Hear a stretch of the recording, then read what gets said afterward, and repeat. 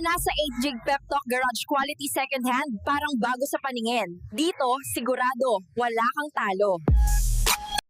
And what's up guys? Good morning, good afternoon, good evening. Anong oras niyo ako napapanood? Sa mapagpalang araw sa ating lahat. And of course, it's me, your car guy, 8 Gig Pep Talk. 8 Gig Pep Talk, ang ride may safe at ganda. Di bali ng second hand, basta'y panalo ka. Ayan, meron tayong bagong dating 2000 na Hyundai Santa Fe diesel engine, automatic transmission. Updated din yung registration niya. So, gaya ng dati, gas and go. Actually, go na lang na naman ulit kasi nga, ayan, napagas na naman natin. So, napakaganda nitong sasakyan na ito. So, ayun, tara, kilatisin natin. Tingnan natin kung gaano kaganda ito sasakyan na to.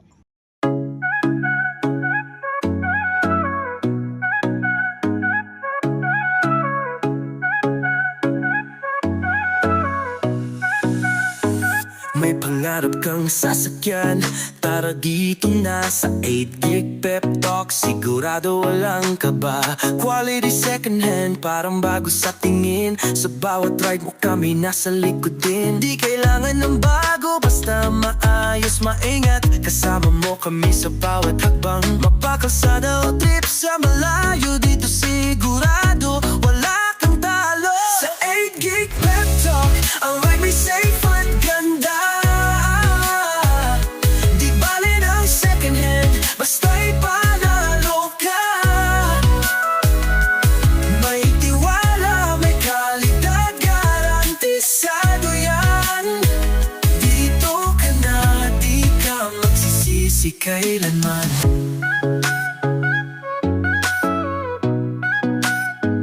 Buy and sell, mabilis, walang hassle sa'yo. Magtiwala lang kami na ang bahala rito. Ang bawat gulong may kasamang kwento. Sa bawat benta at bili, may panibagong biyento. Di kailangan ng bago, basta maayos, maingat. Kasama mo kami sa bawat hakbang. Mapakalsada o trip sa malayo, dito sigurado walang talo. Sa 8 Gig Pep Talk, ang ride may safe at ganda. Di bali ng second hand. So ayun, eto na yun sasakyan natin. Ulitin ko, 2009 model Hyundai Santa Fe, diesel engine, automatic transmission. So mabibigla ka, ang dami talaga nitong feature. Ngayon ko lang din na, actually first time lang tayo magkaroon ng ganito. So ayun, napakaganda pala ng sasakyan, ang daming feature. So bisan na natin, huwag na natin patagalin, and tingnan natin. Buksan na natin dito sa loob. So ayun, kung hanggang ngayon naman nanonood ka, baka naman pwede mong i-comment kung taga saan ka, nang sa ganoon naman malaman natin kung hanggang saan nakarating ang ating video. At syempre, maraming salamat po sa mga supporters sa atin dyan, lalo na sa mga bayaning OFW. Napakalaking bagay po yung support na binibigay nyo sa atin. At kung mga kababayan ko kayo dito sa Pilipinas, sana balang araw dito kayo bumuha sa akin ng sasakyan sa 8 Gig Pep Talk at nang ma-meet ko naman kayo. So tara, eto na, this is it. So open na natin dito sa loob. Ang actual mileage nya 136,468. Ayan, naka 2D touchscreen, yan, 2D infotainment na touchscreen. Tapos ayan, pwede siya sa micro SD, pwede siya sa USB. Ayan, tapos all power na rin. Tapos automatic transmission. Tapos ito, ang dami niya. So bukod sa may charger ka na dyan, so since pang maramihan siya, ayan, meron ka pwedeng pa ulit magsaksak ng USB jam o kung ano ma'am. Tapos meron pa ulit additional dito. So napakaganda. Tapos ang naisa sa mga nagustuhan ko rito, ito yung mga wood yung wood panel niya, napakaganda. Napaka-elegante yan. Dumiretso yan hanggang sa sidings. Tapos speaking of sidings, ayan, kitang-kita nyo yung mga sidings niya. Sariwang-sariwa, wala pang kagalos-galos. And same time dito sa dashboard. So ayun yung mga features niya, something. Tapos dito, ayan, meron siyang lalagyanan ng card, so RFID. Tapos ito, ayan, kung gusto mo mag-extend, kung mainit, ayan. Tapos pag binuksan, ayan, umiilaw pag binuksan. So dito wala na. Ayan, actually first time lang natin binubuksan to. Ayan, tingnan natin dito. Ayan, pag nagbukas ka rito, meron na ring ilaw yan, di ba? Ang ganda, mamamatay, sisindi. Ayan, so napakaganda. Tapos ito pa, additional, sabi ko nga sa inyo, napakadami mga nito. Napakadami niyang feature. Pag binuksan mo to, Wala, ayan. So, kitang-kita mo na lahat yung mga tao dun sa likod mo. So, actually, ito, 5 to 7 seaters, ayan. So, kung marami nga kayo, ayan, kunyari may nagchichismisan, kaya yung mga anak mo nasa likod, kitang-kita mo bukod dito sa back, mirror, kasi medyo limited, Pero pagdating dito sa, dito sa taas nito, nandyan na lahat, kitang-kita mo na buong-buo. Samantalang dito, ayan. So, ayan yung advantage niya. Tapos, dito ba yung, pwede kang maglagay ng salamin. Actually, sa mga sasakyan na, normal lang. Pero ito, first time ko nakita to. And then, first time din tayo nagkaroon. Alam ko na yung picture nito, pero first time din ako nagkaroon. Tapos, yung mga ilaw. All lights working. Isa, dalawa, yan. Working lahat yung mga yan. So, goods na goods. Tapos, ang dami niyang compartment. Ito pa. Meron siyang compartment dito. Meron siyang compartment dyan. Meron siyang compartment dito. Ayan. Meron pa palang mga barya. Ayan. So, kasama na ewan ko kung nilagay ni tatay yan. Kasi mostly mahilig siya paglagay ng barya. Or, siguro baka free na yan na nabili natin. Excuse po. Tapos, meron siyang mga lalagyan ng mga cup dito. At hindi lang yon. Yung dito niya, dito sa may armrest niya is double. So, eto yung isa. Tapos, eto yung pinaka the best. Pagbukas mo rito, sa pangalawa, ayan. Andito pa yung mga dito nitago. Meron siyang cooler. Ayan, meron siyang cooler, ayan. Pag yan, naka-on yung aircon, nagkukul siya, ayan. Tapos pag off, ayan. May on-off siya. So, dito, kunyari, gusto mo paglagay ng mga soft drinks or kung ano man, pwede siya. Yung mga in-can na mga drinks dyan, pwede. Tapos, naka-ano na rin siya. Eto, kasi since babae yung nagmayari nito, ayan, nilagyan niya. Hindi ko pa natanggal, hindi ko pa na-check kung maayos pa yung upuan nga niya, pero as per sa pagkakalam ko, maayos naman since makikita niyo dyan sa likod. Yung leather niya, maayos pa. So, okay na okay. So, kung gaano kaganda dito sa harap niya, hindi lang dito nagtatapos siya. Tara, tingnan natin ulit sa labas. Sa second row naman, i-review natin para makita niyo. So, ayun, labas tayo. Buksan natin dito. Second row. Ayan. Dito sa second row, ayan. Meron siyang, may accessories. Actually, accessories na lang to. Nilagay lang niya. So, ayun, during long ride. Saka, gaya na sinabi ko, ayan, may mga lalagyan pa rito. So, kung gusto niyo mag-charge, yung dalawa doon para sa driver, saka sa passenger niya, o yung mga ibang passenger pa na gusto mag-charge, pwede pang saksakan dito. Tapos, eto, hindi ko pa nakikita to. Ayan. Another compartment lang din naman. Tapos, eto nga yung mga accessories na dinagdag niya. Since babae siya, siguro marami yung mga anak niya pagka sinasama niya. Kaya na sinabi ko, yung likod, ayan, napakaganda. Tapos, ayan, may mga, ayan, louver ka dito para sa aircon, ganoon din dito. Ayan, so hindi mo na kailangan mag-rely doon sa lamig noon sa harapan kasi nga meron kayong kanya-kanya rito. At syempre, meron pang additional din sa likod. Ayan. So dapat mamaya ko na rin sasabihin pero still ayan. So nandito na rin naman tayo. Tapos, gaya na sinabi ko, all lights working, bam. So, working ilaw, may mga maliliit din na ilaw dito. Ayan. So kahit gabi yung biyahe, kahit tinted yung sasakyan, hindi ka magkakaproblema.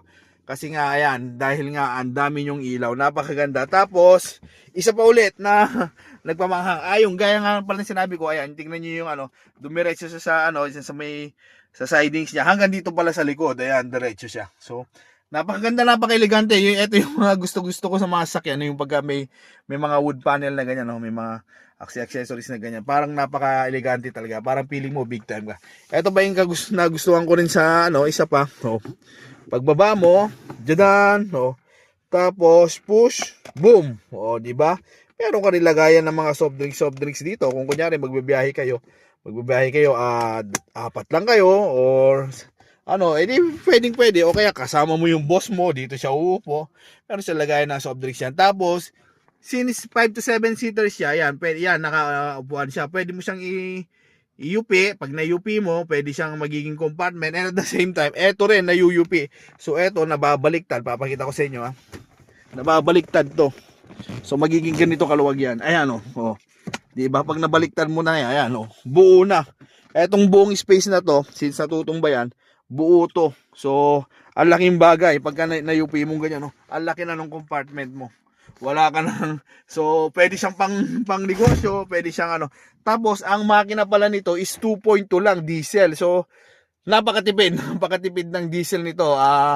wala ka na may question kasi mostly pag mga ganitong sasakyan like i-compare mo kay Innova, kay Toyota Innova, mostly to probably yung ano nito, yung mga makina niya 2.8 na ganun. Ito 2.7 ay 2.2 lang. So ayun, napakaganda. Ng makina niya. Maliit pero very strong siya. Ang lakas niya humatak. Ang ganda ng shifting nito. Yung ewan ko sana wag na tayo nasa 120 pinatakbo ko to. Ang bilis niya nakuha. Hindi man nagreklamo. Kumbaga, ang bilis-bilis traffic pa yun. Kasi nga tinatry natin. So tinitignan natin yung shifting niya. Hindi man siya umabot ng 3,000 pero yung RPM niya hindi man umabot ng 3. Bago umabot ng 3,000 nag-shift na siya. So okay na okay. Para very reliable car din to. Tapos tara tingnan din natin dito sa likod. Ayan. Dito sa likod, open siya. Ayan. Ito yung sinasabi ko na pagka pinold mo, pag na-fold ng ganyan, so sasama na lahat. So napakaluwang na talaga ng compartment niya kagaya ng kanina. Ayun, tapos nandito yung ano niya, nandito yung mga ayan, yung mga tools niya. So okay na okay. Goods na goods. Ayan, gaya na sinabi ko kanina, yung control mo ng aircon is nandyan din. And then meron ka ring power outlet kung gusto mo magano din pala. So napakadami. Hindi na kayo mag-aagawan pagka malayo ang biyahe, meron na kayong kanya-kanyang cellphone charger. So ayun, lahat-lahat kayo dyan is komportable. So kung may malayuan kayo, ilagay yung cellphone, hindi nasahan, nalobat, wala problema kasi nga meron kayong charger dyan. Meron sa isa dyan, may isa dyan sa second row, tapos dalawa dun sa front row. So ayun, okay na okay. Yung mga ilaw, ayan, ito yung panguling ilaw niya. So working din naman, napakaayos, napakaganda. So ayos na ayos. Ano pa ba yung hinihintay mo? Tapos, eto rin pala, hindi ko nasabi kanina. Dito sa harap naman, ayan. Meron na siyang back reverse cam. So, pag nagre-reverse ka, lumalabas na rin doon. So, ayun, napakaganda. Napaka-stylish din yung taillight niya. May bukol dito para kitang-kita. So, ayun. Dito sa harap, yung mga accessories niya, very normal lang naman. Ito yung pambansang accessories na rain gutter. Yan lang naman yung mostly nilagay niya. Tapos, yung mga ano lang siya. Yung mga protector, yung mga bump protector, yan sa mga. Yan lang naman, wala naman siyang ginalaw masyado since babae nga. Stock talaga to. So, okay na okay. Muli, itong sasakyan nito is 2009 diesel engine, automatic transmission, Hyundai Santa Fe. So, ayun, ang price niya, 265, very much negotiable. Kung interested, punta mo rito, usap tayo, and then, sigurado, may uwi mo to. So, ayun. Muli, ang yung lingkod, 8 Gig Pep Talk, nagpapaalala na pagkabibili ng second hand car, mas mainam pa rin talaga na magdala kayo ng mekaniko na sa ganun, makasigurado kayo. Total, ali test drive naman tayo, ali check, ali scan, lahat ng gusto nyo gawin para mapatunayan maayos yung makina. Para at least, kasi limitado lang din ang kalaman natin Like pag kami mekaniko, na eksperto na talaga sa sakyan, alam niya kung ano yung mga magiging problema sa hinaharap. Ayan si tatay, nililinis niya. Tapos, ito pa additional, pag lumiko ka, ayan, umiilaw. So, added safety yan. So, ayun. Dito na lang tayo mga ka-Pep Talk. God bless everyone. Mabuhay ka hanggang gusto mo. See you on my next vlog. So, mga interested, tara na. Tignan natin kung ano magiging kapalaran natin dito kay Hyundai Santa Fe. Bye-bye!